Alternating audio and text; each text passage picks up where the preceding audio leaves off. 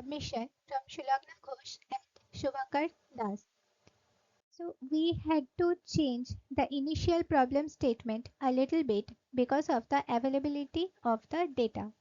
So here we have downloaded the data from materials project and we have chosen perovskite materials which has a chemical formula of AbO3.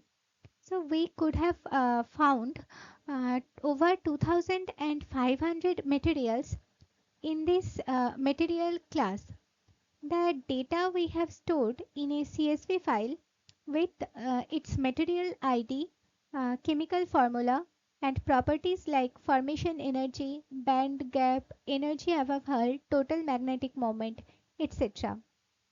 Thereafter, we have chosen a sign matrix descriptor. In this sign matrix descriptor, the elements of the sign matrix they store the atom type, the distance between the atoms and their pairwise interaction. After that, we have used a random forest regressor for the property predictions. Now here we have used 70% of the data for training and 30% for test. Now in the next slide, we will show you an example of the sign matrix. So we have selected a particular material BFO which is very popular because of its use as ferroelectrics and photocatalysis, etc. So here you can see the sign matrix for this particular compound. After that, we have used the eigenvalues of the sign matrix and with the RF regressor model, we have tried to predict the formation energy for both the training data and the test data.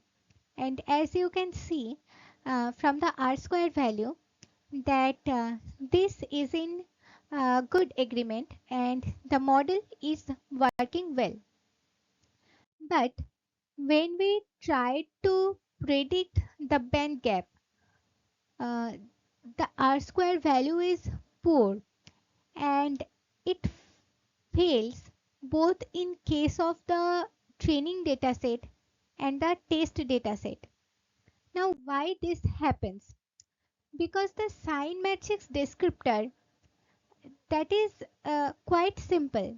It only contains the atomic numbers, the pairwise distance between the atoms, and their Coulombic interaction.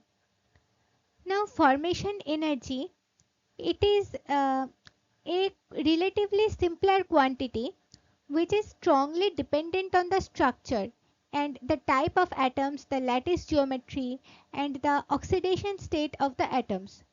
But the band gap, it is a more complex quantity. It is non-linear and it not only depends on the structure but as well as it depends on the very quantum mechanical phenomena and strain and disorder. Phenomena like spin orbit coupling or electron correlation, they have a very significant influence over the band gap. And also the value of the band gap that is highly sensitive to the computational settings.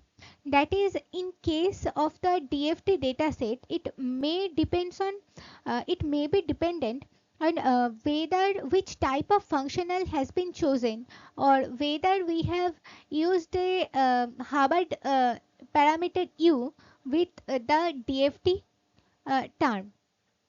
So because of that, our model cannot describe the band gap well.